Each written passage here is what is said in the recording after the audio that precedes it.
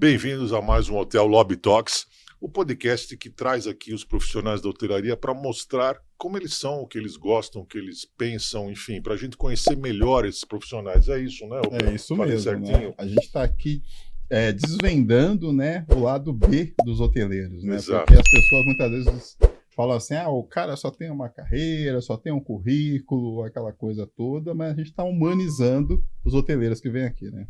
E quanto mais humano, melhor, né? Quanto mais humano, melhor, porque é sobre isso, né? Às vezes não também. Né? Às vezes... Mas é bom, vamos lá, vamos em frente. E hoje nós temos um profissional que já está há um bom tempo no mercado também, e é o André Vitória. Você já sabe, está aí o nome dele. Bem-vindo, André, ao nosso podcast. Muito obrigado. É uma satisfação enorme estar aqui. E meio bom. Amigos, né? Isso que é bom, né? Grandes profissionais e amigos. Aliás, é um papo de amigo aqui.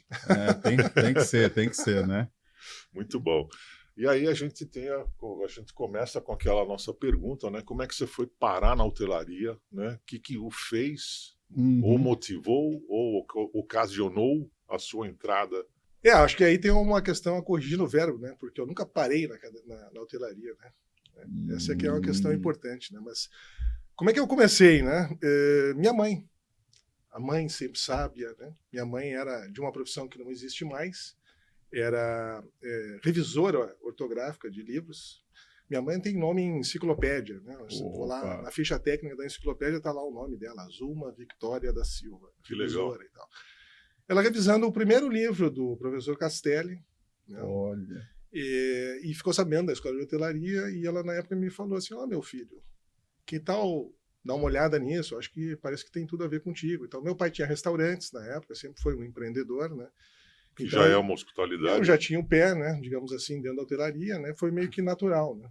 Mas isso já faz alguns anos, né? 80 e alguma coisinha, né? Ontem, praticamente, né?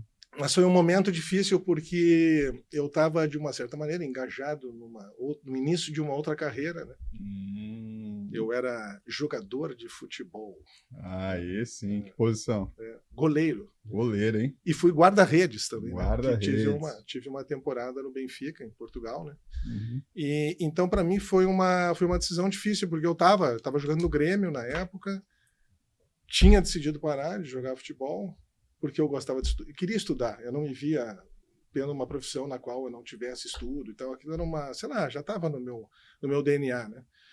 E então parei de jogar futebol, fiz o primeiro vestibular, passei, estava aprovado, e aí recebi uma proposta para ir jogar no Benfica em Portugal. O Grêmio contratou um jogador, o diretor que veio com eles e tal, ele disse, o que teu filho faz e tal. Meu pai, como português, né, recebeu o pessoal em casa.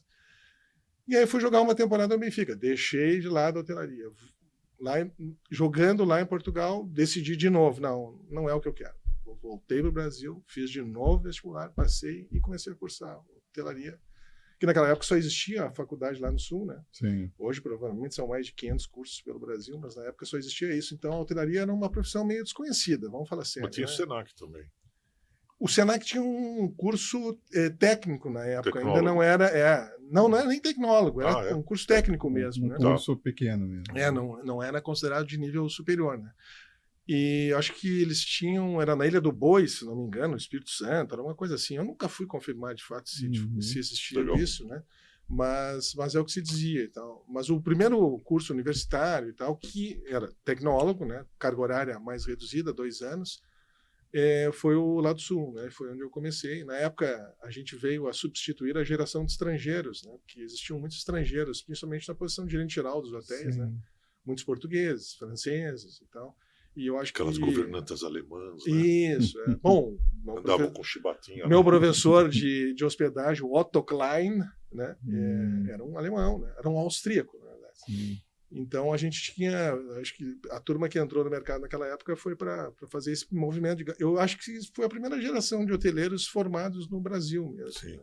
Né? Muito bacana. Mas até então você nunca tinha atuado em hotel? Não, como zero. atleta ali e tal? Não, zero. Fazia vestibular. Assim, a gente ajudava nos negócios do pai, né? Sim. E já distribuía a ficha na lista de espera num dos negócios no final de semana, que era um negócio que trabalhava bem e tal.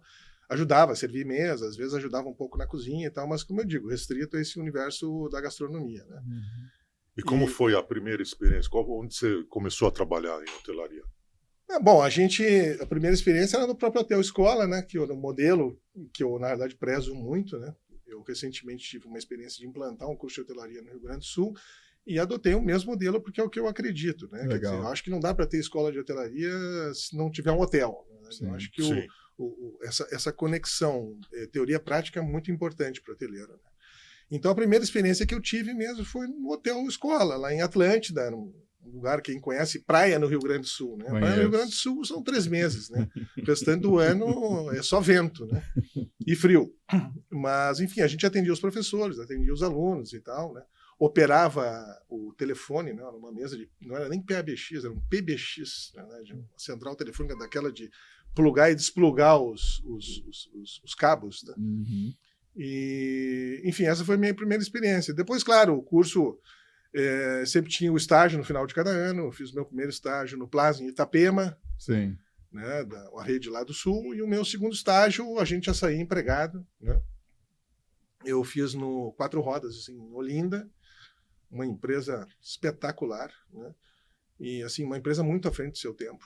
Quatro Rodas tinha alguma coisa a ver com, para quem não conhece, isso já entra no âmbito de exatamente. História, né? Tinha alguma coisa a ver com Guia Quatro Rodas?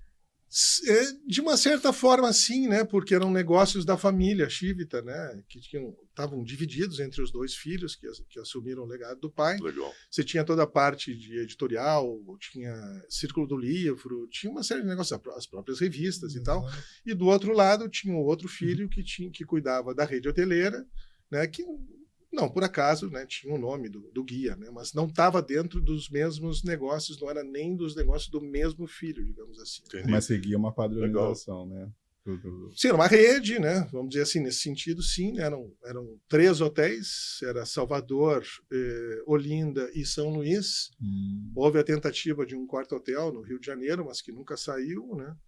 E sim, já operava... Tambaú nunca foi Quatro Rodas? Não. Tambaú... Achei que tinha sido. Pois é, eu não sei por que eu tenho a ideia de que o Tambaú na época teve uma época que foi tropical, mas eu não tenho foi isso. Foi, né? Mas foi recente isso. Tá para ser reaberto agora, né? Tá em reforma, então parece que finalmente ali vai sair, né? O que é uma maravilha, né? Eu só acredito vendo. Sem dúvida. Essas coisas vão e vêm, na verdade, né? E, então trabalhei na Quatro Rodas, que era uma empresa... Você vê que a empresa era tão moderna, né? A forma como eles tratavam as pessoas, né? Recursos humanos, principalmente, né? Que eu fiz um curso de especialização em hotelaria em Den Haag, na Holanda, na cidade de Haia, pago pela empresa. Eu e mais 3 pessoas, na verdade, que éramos os trainees da época, que a gente saiu da faculdade já empregado, né? O pessoal ia buscar os alunos na faculdade, era impressionante. Olha, né? que legal. E o Castelo é quem definia quem ia para que hotel, né? E os bons alunos iam pelos melhores hotéis, né? Então, Quatro Rodas... Você era um bom aluno.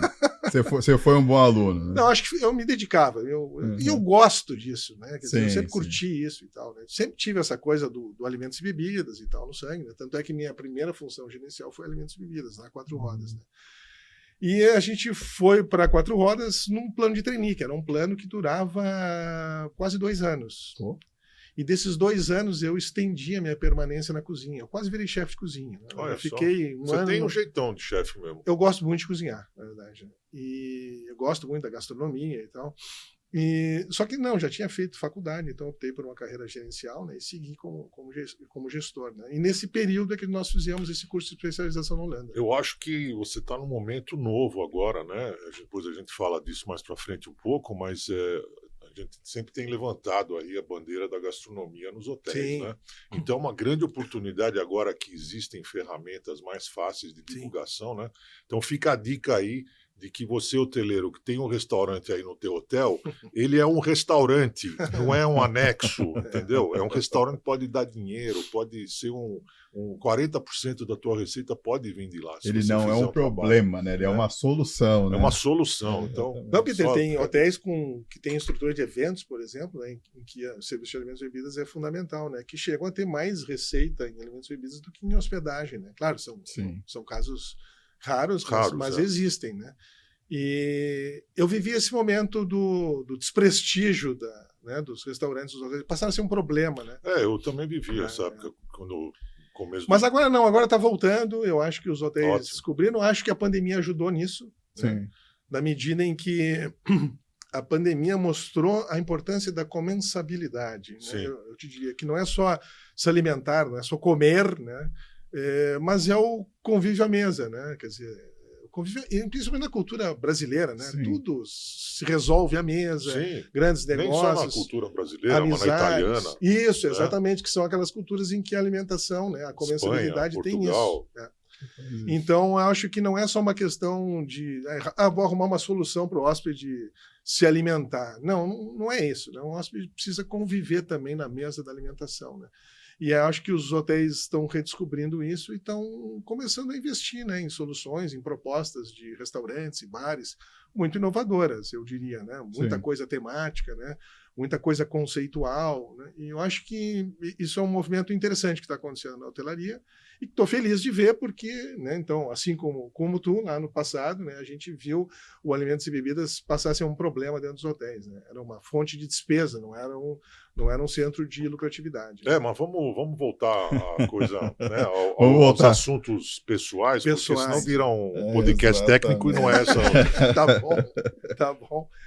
Mas sabe, eu gosto tanto de cozinhar, tá? Que teve uma época que eu foi no início da pandemia, eu acabei saindo do mercado, fiquei em casa, né? E, bom, eu sempre cozinhei em casa, mas quando você fica em casa por mais tempo, né? Eu cozinhava todos os dias, né?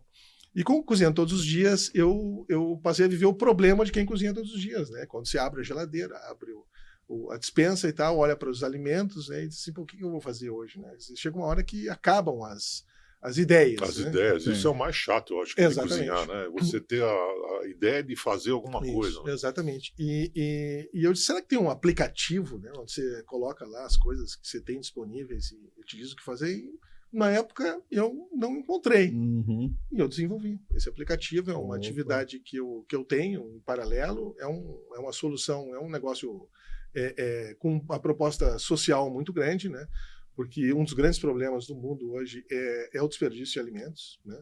Tem toda a questão da alimentação, né, que não é muito adequada, mas o problema mais sério é o problema da fome mesmo. A gente desperdiça 1/3 da produção de alimentos do mundo. E por que eu sempre fiquei muito curioso, porque a gente encontra muitas explicações assim, né, sobre essa questão e, infelizmente, poucas soluções. Sim. Por que você acha que existe esse desperdício dessa forma e a gente não consegue evoluir para diminuir esse desperdício, né? Então, sabe que, primeiro eu achei que a maior parte do desperdício fosse colheita, transporte e tal. Existe, né? Eu não me lembro agora de cabeça os números, mas, assim, dentro da cadeia produtiva, digamos assim, é o menor. A maior parte do desperdício acontece na casa das pessoas, nas nossas casas, né? A gente cozinha demais. Sim. A gente compra demais. Às vezes o alimento estraga antes de ser utilizado. Né? Exatamente. E é aí que está a maior parte do desperdício. E é por isso que eu acho que a solução ajuda, né?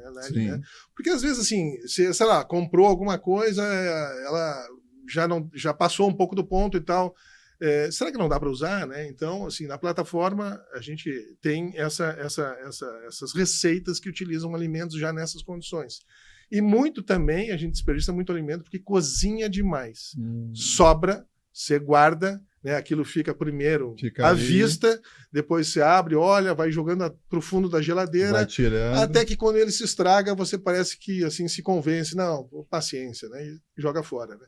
Então, assim, isso é uma outra questão, né? Saber utilizar... aquele problema da geladeira cheia, isso, né? Que aí você vai jogando pro fundo. O que falta são ideias para utilizar aqueles alimentos, né? Então a proposta é um pouco essa. Que legal. E se me permite, eu trouxe um presente para vocês. Imagina, poxa, que aí legal. sim, hein? Por favor, gostamos. Recebidos ao vivo, hein? Você adora ganhar presente, já percebi. É bom, né? Ó, um avental, eu não sei quem vai querer que cor, um que avental da Tarimba na cozinha. Eu vou querer esse aqui. E o símbolo, né, de todo cozinheiro, o símbolo de todo cozinheiro é a colher de pau, né? Que legal. É isso aí. A plataforma é gratuita, é só se cadastrar e ter acesso às receitas, e quem for cozinheiro criativo, também pode postar lá suas receitas, né? Esse é o primeiro convidado que nós temos que já chega fazendo jabá, né? Esse eu gostei, né? Que legal, bacana. Fica a dica aí para os próximos. Ó, tira larga, que é para poder dar a volta. O avental Tá me chamando de gordo? Não. Porque tem muito avental por aí que não serve para nada. Né? Aquela coisa de dar o nó atrás. Pô, legal, obrigado. Carimba na cozinha. Enfim, a gastronomia é uma riqueza muito grande, né? É história, é cultura, né? Demais. Tá, e quando você era jogador de futebol, sim, né, você era bom? Fazia gol? Olha, não deixava fazer gol, né? Se bem que tem goleiro que faz gol, né? Rogério Ceni aqui em São Paulo, né? Referência, né? Melhor jogador de todos os tempos, na minha opinião, né? Goleiro, olha só. E o ídolo do Grêmio é um goleiro, né? O Lara. Então, você é gremista? É goleiro, eu sou gremista. Sou tricolor, né? Nós também. Sério? Sim. Olha aí. Nós aqui de São Paulo. Aqui de São Paulo. Temos várias histórias para contar, né, dos nossos clubes. Né? Aliás, sou tricolor em São Paulo e tricolor no Rio. No Rio de Janeiro. Fluminense. Estou com o Renato agora. Enfim, né, se eu era bom, não sei, assim, eu acho que sou suspeito para falar, né? O que eu posso dizer, eu fui seleção gaúcha em 84, fui reserva do Tafarel, né? Que é meu xará, né? Chama-se Cláudio André Tafarel. Que legal. Só que ele seguiu a profissão e realmente ele era muito melhor do que eu. Isso não tem dúvida, né? A carreira dele mostra isso, né? Mas sabe que hoje eu me realizo através da minha filha, né? Porque minha filha é jogadora profissional de voleibol. Ah, que legal. Ela se tornou uma jogadora profissional. Ela, diferente de mim, ela deixou os estudos para depois e disse, não, pai, eu quero ser atleta, eu quero ser jogadora. E ela quer ser atleta, isso que é o legal da história. Não é só jogadora de voleibol, ela leva muito a sério a vida de atleta, né?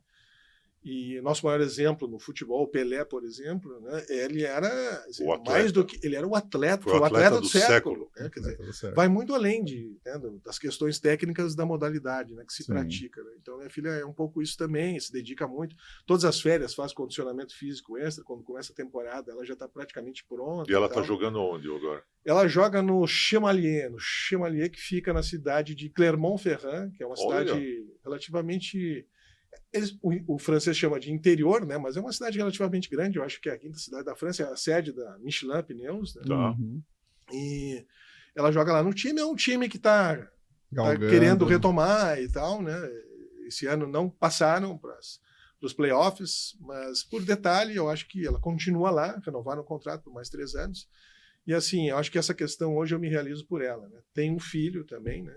Só que meu filho adora jogar basquete, mas não é a profissão. Né? Meu filho é formado em engenharia de energias, que eu diria que hoje é a profissão, né, que está na crista da onda, como estava talvez a hotelaria na década de 80. Que legal, engenharia de energias. Que interessante. Essa questão energética é uma questão super importante, né, no mundo. Sim. Ele optou por isso, ele já recém se formou, mas já está no mercado atuando já faz uns 5 anos, né?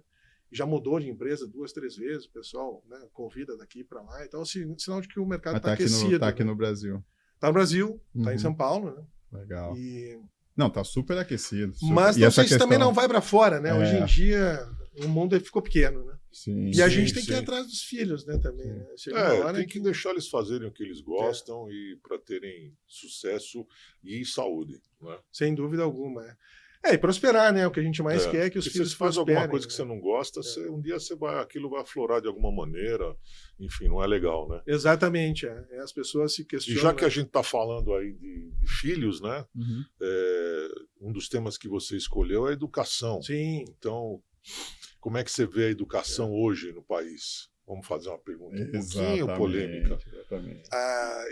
Eu acho que seria pretensioso em querer fazer essa avaliação nessa magnitude e tal. Eu tive uma experiência, né, como coordenador de curso.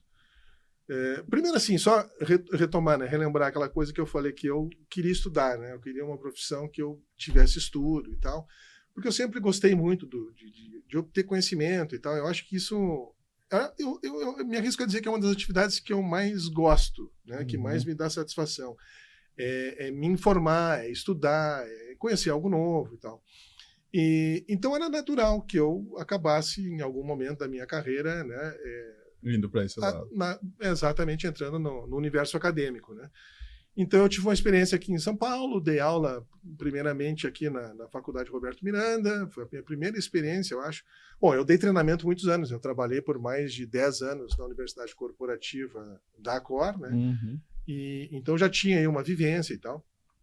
Mas é diferente, né? O treinamento corporativo é diferente do universo acadêmico, né? Então, dei aulas lá na Faculdade Roberto Miranda e, não por acaso, há 2 anos atrás, eu recebi um convite para implantar um curso de hotelaria no Rio Grande do Sul, Legal. num lugar que eu nem sabia que existia, chamado Recanto Maestro, na 4ª colônia, né?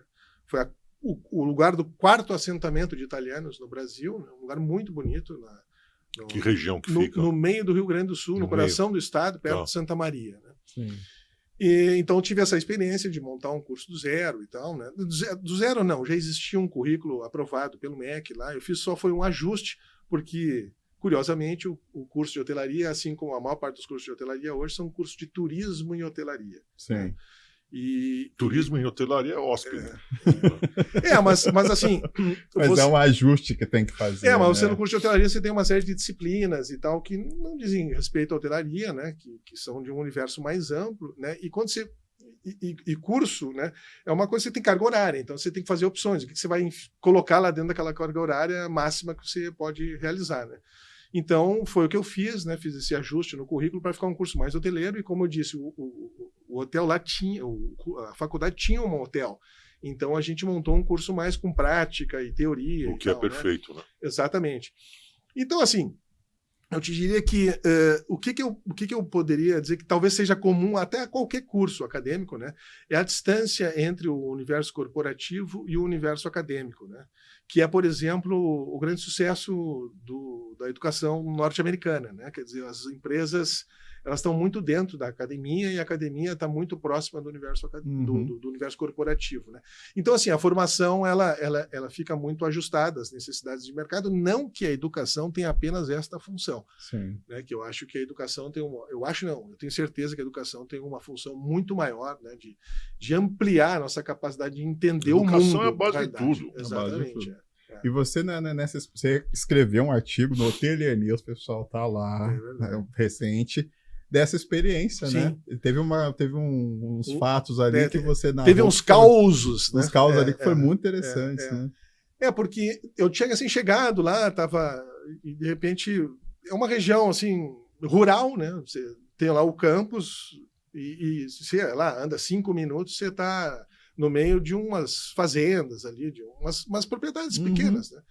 E eu encontrei um rapaz lá manejando o gado e me aproximei, conversei com ele, e aí ele, muito simples, me deu conversa, e lá pelas tantas a gente se apresentou, ele disse quem ele era, a família dele, e eu disse, não, eu estou chegando para coordenar aí o curso de hotelaria e tal. Ele disse, o senhor vai ser meu professor. E aí eu me assustei com aquilo, porque eu digo, não parecia que aquela pessoa tivesse o perfil para um aluno, né, do aluno de hotelaria, né? E aí me caiu a ficha de que aquilo que eu estava montando, né, quer dizer, o que eu estava imaginando do curso precisava ser ajustado, né, porque eu ia lidar com um perfil de aluno diferente, né. E também me toquei, na verdade, assim, que a hotelaria não é só a hotelaria que a gente vê nos grandes centros, nas grandes redes, né, que é então, a hotelaria que eu tive experiência. Exato. Né? Mas também é a hotelaria dos recantos mais distantes do Brasil. Né? Né? Eu gostei muito do teu artigo, porque o título você coloca ali, né, a questão da diversidade, Sim. Enfim, e tal. E aí, quando eu fui ler, eu entendi o teu impacto, porque muitas vezes a gente está com uma mentalidade muito engessada, vamos dizer assim, de padrões que a gente tem pré-estabelecido, de repente a gente chega numa realidade que a gente toma um baque, né? Toma um baque de uma mudança que a gente precisa fazer. Opa, né? Para um pouquinho. Eu não estava enxergando isso. Né? Foi exatamente esse insight que eu tive, assim. E depois, assim, a gente que lê e que se aprofunda aí no entendimento do mercado, você vê que 80% da hotelaria brasileira são hotéis independentes. Né? Exatamente. Desses, eu acho que mais da metade são unidades de até 20 apartamentos. São unidades pequenas. Onde é que está isso? Está espalhado pelas grandes cidades, pelo ambiente rural e tal. Então, às vezes, a gente aborda temas que não dizem respeito à realidade dessas pessoas. É verdade. Né? Desses hotéis. Né? Mas é que assim, né? Por exemplo, lá no Hotelier News a gente está aberto a qualquer hotel a falar de assuntos que realmente tragam uma melhora, né? Não dá, a gente mudou muito isso. Mas eles não chegam até nós, é muito difícil Sim. você ter Essa uma interação, proximidade, né? essa interação com eles. Né? É um bom desafio, né? Se bem que vocês têm feito eventos, né? Eu acho que os eventos são uma grande oportunidade, mas essas pessoas talvez não tenham acesso aos eventos, talvez levar os eventos para lugares mais distantes, né? Eu diria que talvez é uma grande oportunidade aí, né? Mas eu conheço muita gente, né? Agora, pela Hospitalitar, né? A gente tem o nosso foco são clientes menores, né? E a gente, então, interage com hoteleiros de pequenos estabelecimentos, hoteleiros independentes e tal, e todos, não há nenhum que não leia diariamente a Hotelier News. Então, no final das contas, vocês chegam lá. Ainda temos muito copo para encher, mas eu queria, só para você falar de levar eventos para o interior, a gente tem o Hotel Trends on the Road, que é um evento que a gente tem levado o tema da tecnologia para esses hoteleiros pequenos que às vezes não desconhecem de ferramentas que ajudam no dia a dia a melhorar, a liberar eles um pouco do front, da operação, para poder ter um pouco mais de estratégia, né? Distribuição e vendas. Peter, deixa eu até aproveitar essa deixa, né? Que é uma coisa que a gente ouve muito hoje em dia, principalmente, né, o tema central hoje do mundo é a inteligência artificial, né? Então tem várias leituras aí dessa questão, várias perspectivas, visões diferentes e tal, mas uma é meio comum a todos, é de que a inteligência artificial vai liberar o hoteleiro para fazer o approach, o atendimento, tá mais próximo do cliente e tal, né? Para fazer diferença, né? E sabe o que eu acho engraçado? É que, primeiro que eu acho que não falta esse tempo. Vamos falar assim, não falta esse tempo. Né? Se o hoteleiro opta por ficar focado na tela do computador, né, é por opção dele. Não acredito que exista tanta demanda assim. Não sei se é opção, viu, André? Sinceramente, se você vai para qualquer recepção de hotel aqui, cruza o rio aqui, ou vai nesse aqui, no Sheraton, né? Você tem uma recepção ali onde o recepcionista, no começo desse século, mudou a performance dele. Ele foi acumulado de responsabilidades que antes eram distribuídas em outros departamentos, telefonia, order taker, etc, etc. Hoje o recepcionista é o cara que até atende o telefone que vem da rua na frente de um hóspede. Que você está atendendo ele, que a tua prioridade é atender o hóspede da tua frente, você tem que atender um telefone. E aí a prioridade passa para o telefone, porque o telefone... a impressão que pode se causar é pior do que a pessoa que está na tua frente, porque você tem o poder de olhar e etc, e se comunicar com ele pelo olhar. Mas tem que mudar isso. Então não é porque a pessoa está afim de ficar no computador. O recepcionista, que é o cara que recebe o hóspede, o segundo homem, a segunda pessoa do hotel a receber o hóspede, primeiro é o manobrista ou o capitão porteiro, é o que faz toda a diferença e faz o caminho de uma boa hospedagem uma hospedagem ruim. Né? Concordo contigo. Acho que existem esses casos, sem dúvida alguma. Mas também existem casos que o telefone não toca e o recepcionista opta por continuar olhando para a tela do computador. Sim, porque ele tem que registrar as notas, tem não sei o quê, parari, parará. Enfim... Fazer reserva. Pois mas eu acho que ainda assim, né, concordo, acho que existe uma sobrecarga, principalmente no pessoal de linha de frente de atendimento, mas acho que nos momentos em que ele tem essa disposição, essa possibilidade, ele se sente mais confortável em se resguardar nas atividades burocráticas, vamos dizer assim, né? E acho que isso tem muito a ver com a dificuldade que as pessoas têm hoje de se relacionar. Sim. Né? Relacionamento é uma coisa que mudou muito desde as redes sociais, né?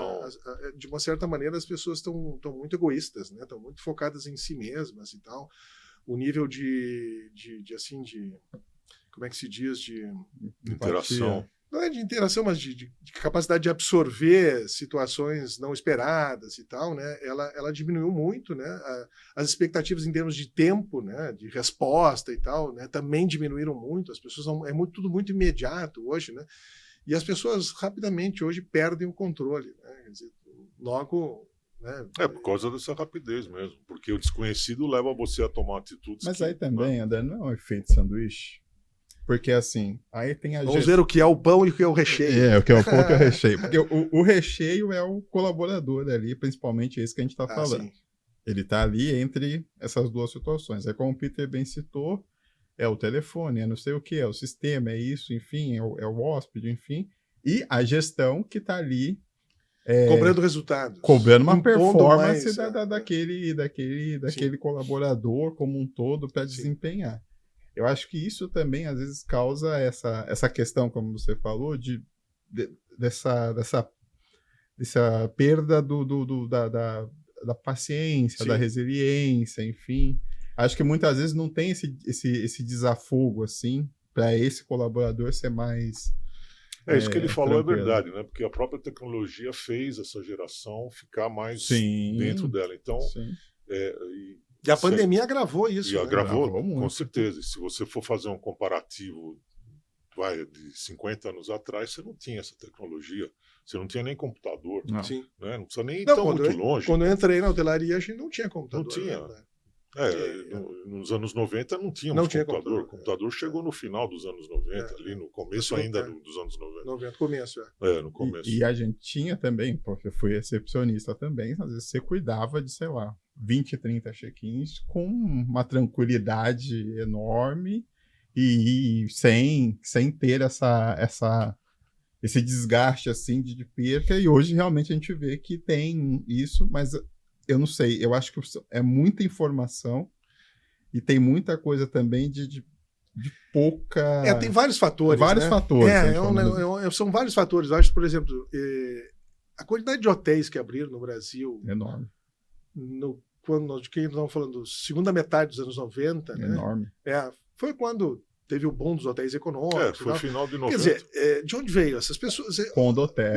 O perfil de quem atua em hotel, quer dizer, a idade média deve ter diminuído bastante, na verdade, né? E assim, a competência para lidar com as pessoas é uma competência da experiência de vida, né? Por mais que a gente queira ensinar técnicas, etc., né, é a bagagem de vida que faz com que uma pessoa tenha mais jogo de cintura, saiba lidar com situações as mais diversas num balcão de recepção. Então, eu quero acreditar que a idade média do pessoal que está atuando na hotelaria, e não só na linha de frente, nos gestores, na verdade. Também, né? Então, também. Assim, esse eu acho que é um componente também que ajuda. É o efeito cascata, exatamente. Você tem um cliente, né, que, enfim, já não tem mais a mesma paciência, né, para lidar com as questões que envolvem... Bom, e não é de graça que há uma preferência das pessoas, muitas vezes, em autosserviço. Sim. Né, em não ter atendimento de pessoal, né? Quer dizer, poxa, por que isso? Porque as pessoas não estão mais com muita paciência. Né? Tem essa questão né, do nível de maturidade de quem está no mercado e provavelmente tem também essas outras questões de como é que as pessoas estão arranjando, né, organizando o trabalho, sobrecarregando o front e tal. Então são vários itens, né? O que é ótimo, né? Porque assim eu tenho bastante trabalho, né? para ajudar essas pessoas a encontrar a melhor forma de lidar com essa situação que é tensa, né? É tensa. E na linha da educação e na linha daquilo que a gente já... É um discurso que a gente está ouvindo há décadas aí. Como é que você acha... Não é fácil, mas assim, como é que você acha que a gente pode conseguir retomar o interesse, né, desses futuros profissionais em atuar no setor? Na hotelaria. Na hotelaria, em fazer carreira no setor, porque você identificou bem ali que o curso como você ia aplicar tinha que mudar. Só que a gente ainda recebe muitas queixas quando está conversando com estudantes e tal, que é o famoso discurso. Eu aprendo uma coisa na formação e quando eu vou para o mercado é praticamente totalmente outra. Então, tá vendo? É a distância do mercado, do corporativo para o acadêmico. Né? Essa distância precisa diminuir. Né? Pô, ainda tem muita... que é engraçado, né? Porque no acadêmico a exigência é pela formação acadêmica do corpo docente, né? E não pelo conhecimento de mercado. Né? Então a gente tem aí um componente a ser reavaliado, talvez. Né? E eu até entendo, né? Houve uma vontade de vários governos de melhorarem o nível da educação e uma das iniciativas foi de exigir melhor formação acadêmica dos professores. Né? Mas na hotelaria... Isso fez com que muita gente que nunca operou no mercado esteja hoje dando aula em cursos de hotelaria. Né? Mas assim, mas essa é a questão da formação. E que tu perguntaste foi a questão do interesse das pessoas em trabalhar na hotelaria. Né? Eu tenho uma tese, né? É tese que diz? Quando já foi provado, não, antes de ser provado é tese, eu acho. Né? Tese. Não, é uma hipótese. Uma hipótese. Não é uma tese, é uma hipótese. Tem o tese na hipótese. Isso. A tese da hipótese. Hipótese, né? Então, que é a seguinte, né? Por que a hotelaria não atrai muito essa galera jovem, né? A hotelaria é uma atividade, do ponto de vista estrutural, muito engessada, né?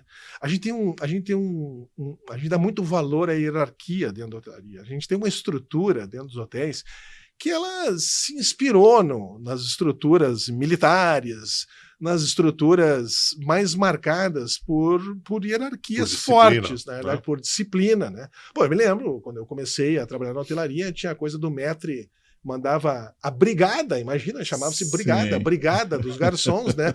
Enfileirados, botava as mãos para frente, tá, para ver se as unhas estavam limpas e tal, barba, não podia barba, não podia Passava algodão no rosto. para saber se o cara tinha feito a barba, enfim. Você tem esse componente, tá certo? Número 1. Número 2. Você tem uma estrutura que é montada em cima de departamentos, né? Quer dizer, é uma estrutura departamentalizada que foca especialidade. Só que a entrega, o processo de prestação de serviços, ele não está nem aí para isso. Exato. Ele não quer. Não dá tempo, muitas vezes. Não, a entrega não. A entrega você tem que tomar uma atitude ali, uma decisão no momento.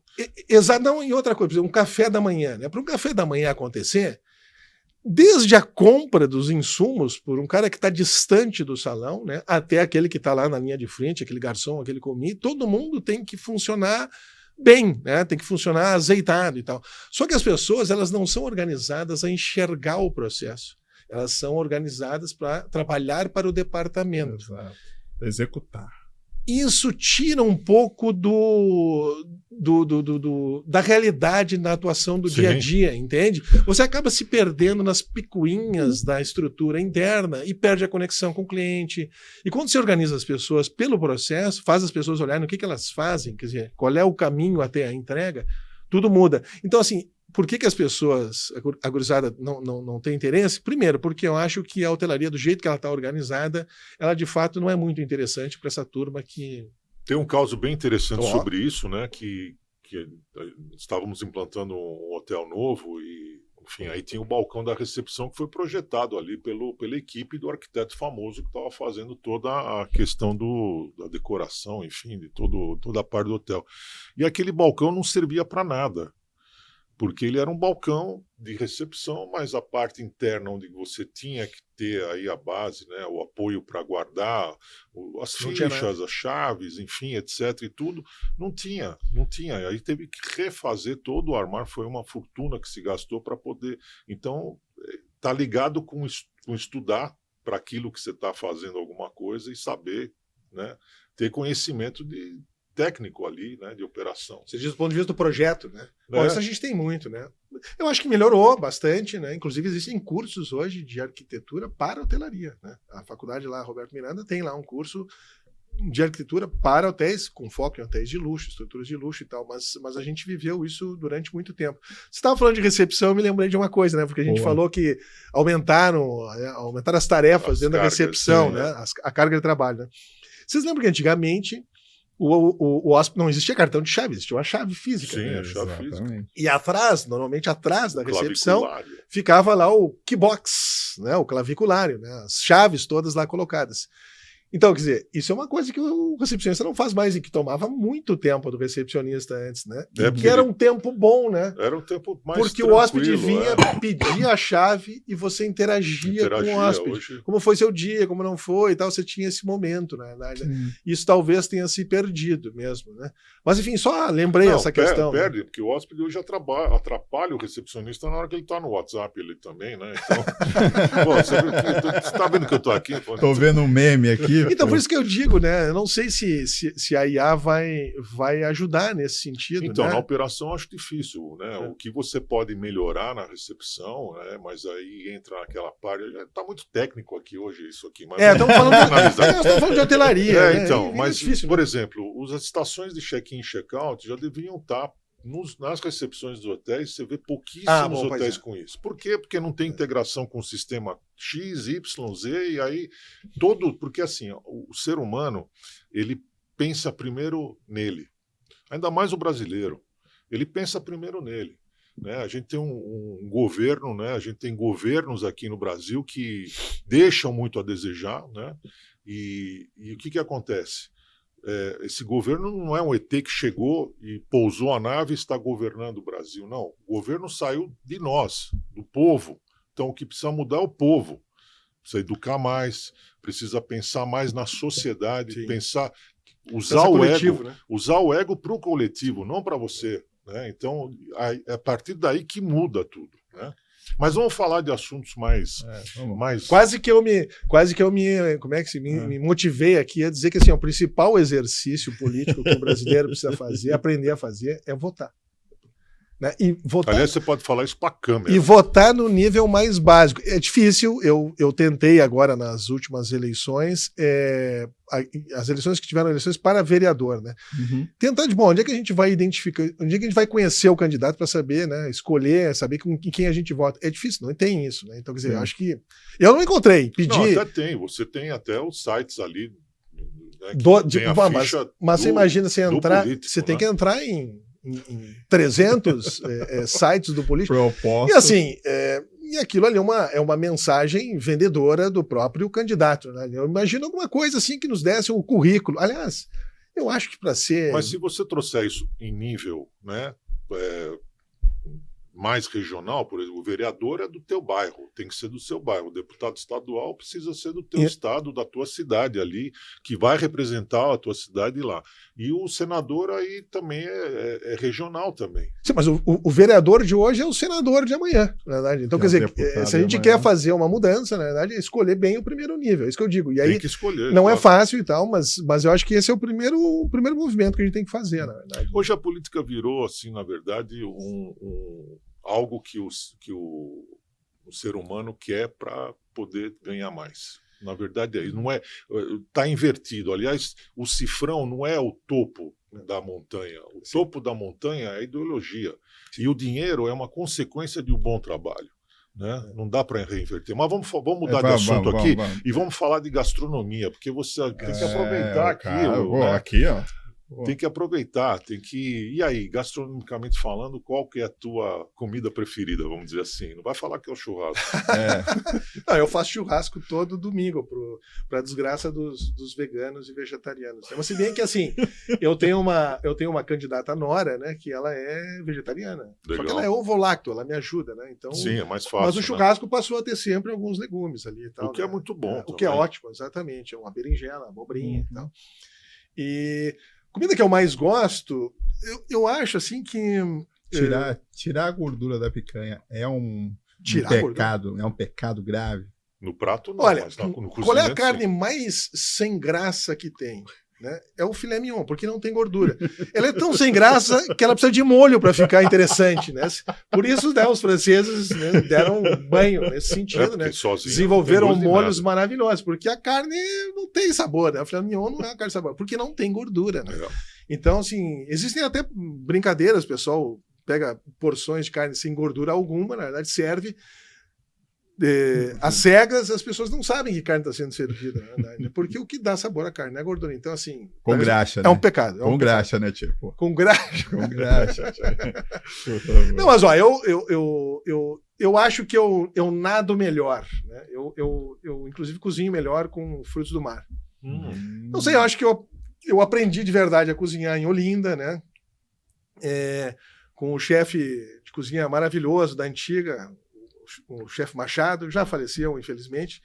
E eu acho que talvez daí é que tenha vindo essa coisa do... Eu acho que trabalhar com frutos do mar te permite... É mais criativo, na verdade, né? E agora, na pandemia, eu fui muito forçado a cozinhar sem carne, né? Sem carne, sem peixe, sem nada, porque minha candidata Nora ficou um tempo lá em casa e tal, e foi muito interessante, porque... Normalmente, né, quem cozinha com carnes, etc., né, constrói o cardápio a partir da carne. Então, eu vou fazer essa carne, esse peixe, e aí eu construo o restante. Então, você imagina, você construir o cardápio quando você não tem ali o alimento central é muito difícil, né?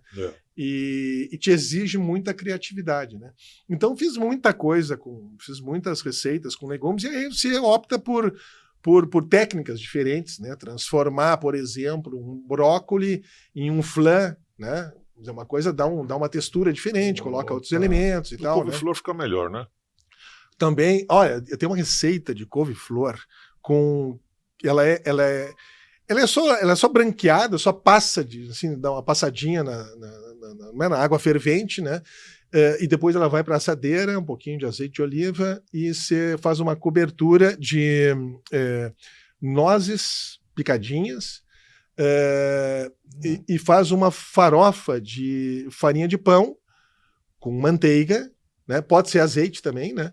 E queijo parmesão. E você joga por cima Nossa, deve ficar muito bom. E joga no forno. Aquilo dá uma crocância. Crocante, mistura com a maciez da couve-flor. Então, essa é a grande sacada, na realidade, da cozinha que não tem a carne, é trabalhar as texturas, entende? Não, mas a cozinha sem carne é muito mais criativa. Sim. Muito mais criativa do que com, né? E os hotéis, infelizmente, vamos voltar para os hotéis de novo. E os hotéis não estão preparados para isso, né?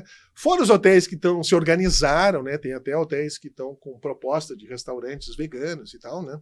Ou vegetarianos. Os outros não estão preparados, né? Então, minha sócia, a Gisele, que o diga, chega às vezes nos hotéis e tal, e não tem opção para ela comer, né? Que ela é vegana, né? Então, assim, eu acho que aí temos uma grande oportunidade também. Os Mas aí eu acho que é o desacelerar, né? Entendeu? Porque muitas vezes é o resultado rápido, é tudo, enfim. Eu acho que a pandemia fez a gente fazer o quê? Desacelerar da vida. Sim. Fez a gente, tipo, tá em casa, tá confinado, pensar no que fazer, reinventar, repensar, enfim. Sim. E aí, muitas vezes, no caso dos hotéis, o que eu vejo, né? A gente já vai sair, tá? Dos hotéis pra voltar. Não, tudo bem, vamos lá. Mas assim... É tudo muito acelerado. E aí, esse acelerado, assim, cara, vamos repensar o nosso cardápio. Vamos repensar como a gente pensa o A e B, como a gente pensa tudo isso. Sim, sim. E muitas vezes a gente não vê isso. Nas gestões se eu colocar agora opções veganas aqui, quanto é que eu vou ganhar mais, quanto é que vai ser e tal. E não é sobre isso, né? Sim, é sobre, tipo, você falar assim, cara... Você está colocando uma perspectiva do hotel Gostei. Muito legal e vou juntar com o meu caso pessoal daí. Vou sair do hotel, vou ficar entrando e saindo do hotel. Né? Porque assim, o hotel é uma casa. Exatamente. O hotel é uma casa, né? O bom hoteleiro é um bom dono de casa. Exato. Essa que é a verdade, né? Só que, claro, tem a perspectiva financeira, econômica, né? Você tem que dar resultado. Tem que pensar nisso, claro. E que mudou muito, né? Na medida em que o hotel virou uma opção de investimento, né? Uhum. Isso depois podemos até falar se surgir, se tivermos espaço, mas o hoteleiro é um dono de casa. Então, é o que você está falando, essa coisa de desacelerar e tudo mais, né? Quer dizer, cuidar do hotel é basicamente cuidar de uma casa. Então você tem o jardim, você tem a limpeza, você tem a alimentação, né? Uhum. E eu adoro cuidar de casa. Eu, graças a Deus, sempre tive a possibilidade de morar em casa. Eu não moro em apartamento há muito tempo. Por quê? Porque eu adoro cuidar do jardim. Olha, eu não sei qual... Não, eu tive uma vez um jardineiro, uma época que estava meio difícil o tempo e tal, mas eu sempre cuidei do jardim de casa, cortar grama, plantar, replantar, adubar, etc. e tal, né? E cozinhar. Eu adoro arrumar cama. Eu arrumo a cama praticamente todos os dias. É isso. Né? Aliás, dizem até que isso é um ato de disciplina interessante, né? Importante da gente levantar, arrumar a cama e seguir o seu dia, né? Aliás, em hotel, quando eu estou hospedado em hotel, eu faço. Você arruma a cama, né? Nem quero que a arrumadeira entre, porque eu vou ficar 1-2 dias ali, não precisa. Sim. Então, tem esse componente, você cita muito bem, né? Quer dizer, e na medida em que o hoteleiro começa talvez a se relacionar com o seu trabalho mais por essa perspectiva, essas coisas eu acho que são mais naturais, né? Essas ideias, essas iniciativas nesse sentido. A principal plataforma, né, de hospedagens aí do mundo, né, que os hoteleiros estão muito bravos e com razão, que tem que ter uma legislação, enfim, e tal, e tá tudo certo. Que é o STR. Que é o STR. STR, que é a principal Airbnb. Cara, ela tá feita uma propaganda agora focada em experiências. Sim. Que é maravilhosa. Sim. Ela parou de falar mal dos hotéis. De vez em quando tem... Isso é um absurdo. Ela provoca, eu acho. Eu acho provocativo. Mas o hoteleiro fica quieto, não fala nada. Quem tem que reagir são os hoteleiros. Né? Não, acho que não precisa nem reagir, senão vai dar visibilidade. Mas o reagir que eu falo é repensar como se posicionar em termos de marketing. E falar as coisas boas. Porque é isso, assim, eles focam na experiência que vai estar quando a pessoa escolhe estar naquele destino. Então, assim, a pessoa vai se hospedar, mas a plataforma já apresenta ali experiência. E, às vezes, quando a gente vai para esse lugar do desacelerar, enfim, é muito sobre isso. Porque, às vezes, é o estar muito engessado, como você falou, do bem receber, né? Vamos pensar da hospitalidade como bem receber. Sim. Quando a gente recebe alguém que vai vir para nossa casa, que geralmente ela nunca veio na nossa cidade ou na nossa região, qual é a primeira coisa que a gente já pensa? Uma programação para aquela pessoa. Sim. Vamos em tal lugar, vamos comer no restaurante tal, vamos na padaria do seu Mané na esquina, porque ele faz um pão de queijo maravilhoso, enfim. Experiência. Sim. Bom, a hospitalidade tinha um componente sagrado na origem, né? Era uma atividade sagrada, ela tinha uma perspectiva divina, digamos assim, né, em receber as pessoas. Exatamente. Né? Quem vai a fundo na hospitalidade logo se depara com essas questões. Né? Só um adendo, e o que o hoteleiro precisa entender é que não é só o hóspede que ele tem que acolher na casa dele, mas é o vizinho. Sim. É a comunidade que está em volta. Né? A gente tem um case no Brasil que eu considero muito importante. Aliás, 2 cases que a gente pode dizer, um em São Paulo, que está ligado com a gastronomia, e outro é no Rio de Janeiro, que é o Fairmont. Temos que falar do nome. Em São Paulo é o Unique, que é o case mais importante da gastronomia, e o Fairmont no Rio de Janeiro, que a quantidade de ações que ela faz, que ela vai criando ao longo da semana para atrair a comunidade. A comunidade do entorno. Né? Do entorno é o que faz rodar, faz girar, né? Tem tantos assuntos que surgem quando você fala isso, na verdade, né? Por exemplo, o Fairmont foi Sofitel lá. Foi pouco antes, eu trabalhei no treinamento do pessoal todo, na abertura e tal, enfim, e trabalhei na abertura do Praia Catalã, que era o restaurante na época do hotel, né? Então, estava lembrando disso agora, né? Mas voltando a essa questão da experiência, né? Para uma hotelaria independente como a do Brasil, né? Marcadamente independente, né? Então a gente vê que as redes, claro que do ponto de vista de quantidade de UHs, as proporções mudam um pouco, porque os hotéis de rede são maiores, né? Mas tem muito hotel independente, né? Eles levam vantagem nesse aspecto da experiência, porque o hotel independente, ele é único, né? Exatamente. Ele tem um jeito próprio de ser, de prestar serviço, etc. E tal. Então ele pode explorar muito melhor essa questão. Quando você tem uma rede, né, em que, para ser rede, os hotéis têm que ser homogeneizados, elas têm que ter um padrão e tal, né? Você, às vezes, quebra essa questão, corta isso, né? O problema é que, infelizmente, os hoteleiros independentes se espelham nas grandes redes. Então, eles, às vezes, ficam copiando, na verdade, as coisas que as grandes redes fazem. Quando, às vezes, eles têm soluções originais ali do lado de casa, na comunidade, que são muito melhores. Exatamente. Né? Sei lá, às vezes o hotel usa lá um edredom, uma solução de cobre e leito vinda de um lugar distante, quando ele está do lado de uma região que tem tear. Da própria gastronomia, de repente, exato. Proporcionar para o hóspede qual prato o senhor vai escolher. Eu queria comer um prato vegano. Olha, nós temos a horta e da valorizar Dona as Maria, coisas locais. Exatamente. E que o senhor pode escolher ali os itens que nós vamos cozinhar. Esse foi o maior problema da oferta hoteleira de alimentos e bebidas da década de 80, digamos assim. Foi a da cópia da proposta dos grandes hotéis. Só que os grandes hotéis tinham estrutura, tinham dinheiro, tinham chefes, tinham equipes, na verdade, podiam investir. E os hotéis menores não tinham a mesma, né, quantidade de recursos para isso. Aí, então, eram cópias mal feitas. E aí, assim, era comum você ir se hospedar num hotel, sei lá, independente e tal, chegava lá no restaurante e aquilo parecia uma sala de velório. Né? Exatamente. Não tinha ninguém, uma coisa sem vida e tal, né? Porque não dá. E as pessoas perdiam a oportunidade, às vezes, de executar uma solução ali deles, local, né? Com o jeito deles e tal, que seria muito melhor. E isso está voltando com força agora.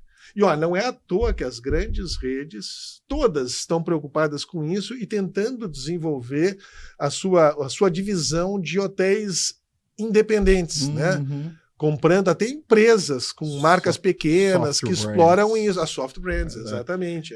Eu tenho um case pessoal que assim é muito... Eu sei que a gente já está acabando o tempo, mas esse case vai ser bacana.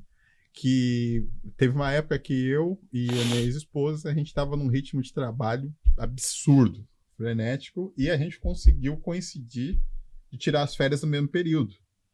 Só que eu sabia que ela não ia conseguir desligar. Então fui lá no mapa de São Paulo, falei, cara, eu vou ver uma cidade que seja pequenininha, que não tenha nada, não tenha praticamente nada, e vou buscar uma hospedagem nessa cidade. Achei Monte Alegre do Sul. Pequenininha, 2.000 habitantes. É Minas ou São Paulo? É São Paulo, São Paulo. Quase Minas, Sim, mas é ali região. Serra não é Serra da Mantiqueira. Ali é Canastra? Não, Não.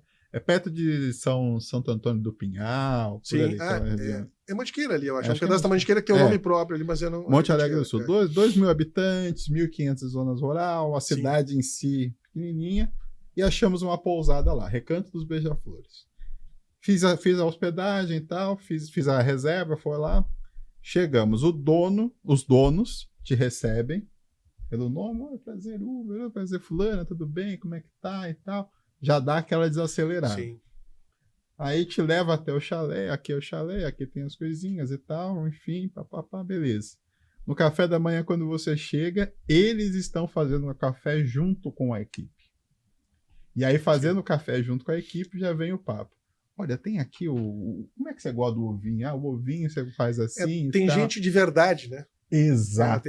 Esse pão aqui a gente fez aqui, não sei o que. Tá. Cara, é isso. Não, as coisas têm significado. E aí aonde vem o cartão fidelidade? Voltamos umas 5, 6 vezes. Esse é o verdadeiro modelo da fidelidade. É quando você cria vínculo emocional com quem te atende, na verdade. É aí porque o programa de fidelidade ele instrumentalizou a relação. Ele está baseado na troca. E para dar um plus, a minha ex-esposa na época ela fez uma reserva uma vez para a gente surpresa. A gente foi de surpresa para lá. A dona da pousada ficou sabendo que era meu aniversário. Quando chegamos no chalé, já estava lá um espumante já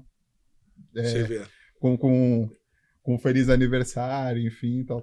Então são coisas assim. São pequenas ações que ficam... É o que eu sempre falo, né? Toda oportunidade que o hoteleiro tiver de entrar como você falou, de entrar no coração do hóspede e deixar uma marquinha lá, essa marquinha vai ser para sempre.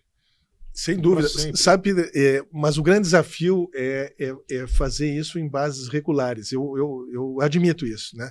É assim, olha, vou trazer para o mundo do futebol, né? Lá da minha origem. Aliás, eu tenho muita coisa que eu trago do futebol para o meu dia a dia como hoteleiro ou consultor, né? Se você não prepara o time para atuar de uma maneira focada, diferente, ele vai jogar de maneira medíocre. Claro. Entendeu? Claro. E a gente vê a diferença que é a atuação de qualquer equipe numa fase final de competição, numa final, num clássico, na verdade, o time atua de uma maneira diferente, né?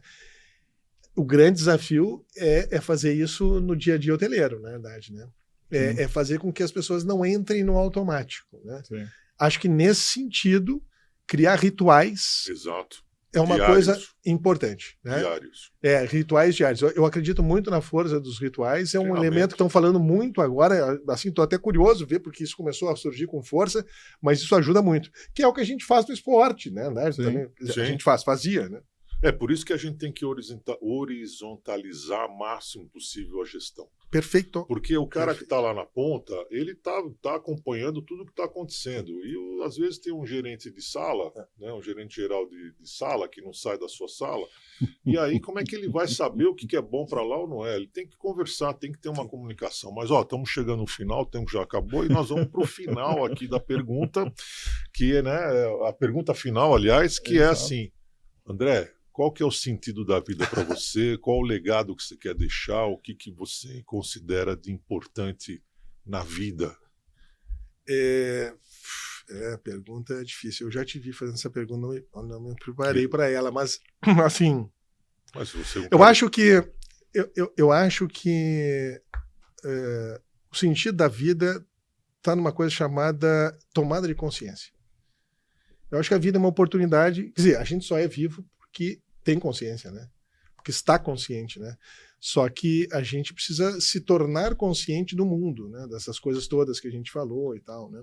Então, acho que a trajetória é essa, o sentido da vida é esse, a gente tomar consciência das coisas, né? Se permitir viver, se permitir escutar uma opinião distinta da nossa, né?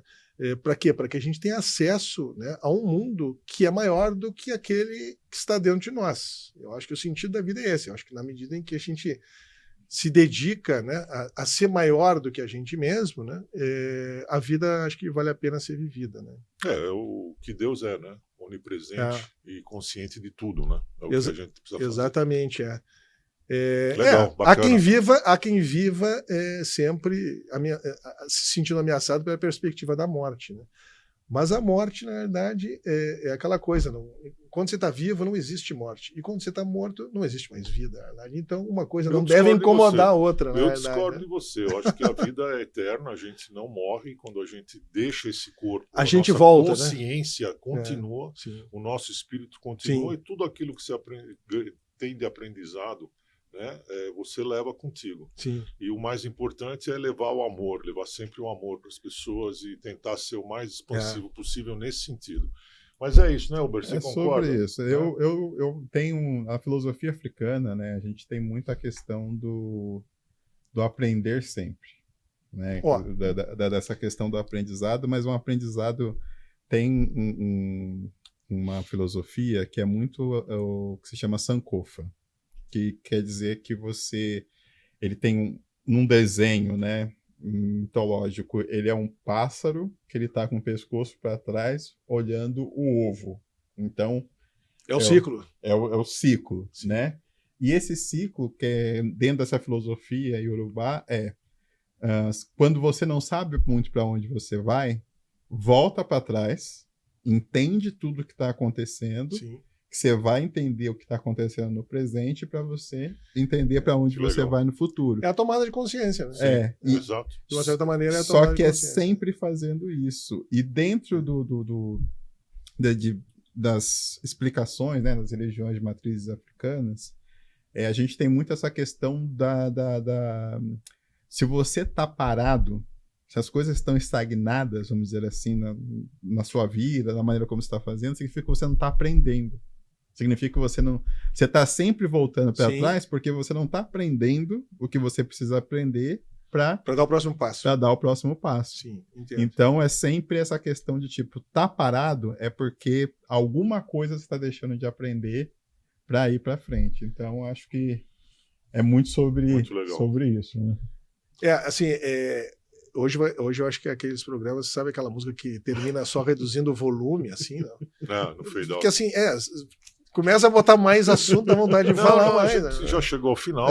Agradecemos muito a tua participação aqui, que a gente precisa respeitar o horário, enfim, mas voltarás, né? E quem sabe a gente faz mesas redondas. A gente vai ter a segunda temporada aí do nosso programa. Como é que é o nome? Repete. Tarimba na Cozinha. Tarimbanacozinha.com.br. Legal, muito bom. André, obrigado pela presença. Muito obrigado. Sucesso. Obrigado. E a gente se encontra. E tem a Hospitalitar também, né? Não se esqueça. Né? Não, a Hospitalitar aqui, a Gisele teve uma oportunidade de fazer um jabazinho, já fez, né? Mas Hospitalitar está aí no mercado e é uma grande solução aí para poder ajudar. Obrigado pela presença. Muito obrigado. Fechou. E a gente se encontra, você que chegou até o final, dá um joia, dá um like, divulga. Agradecimentos especiais aqui à R1 por nos receber aqui, ao Júnior, nosso técnico hoje. E é isso aí. A gente se vê no próximo. Até a próxima, pessoal. Valeu, Uber. Obrigado. Tamo junto.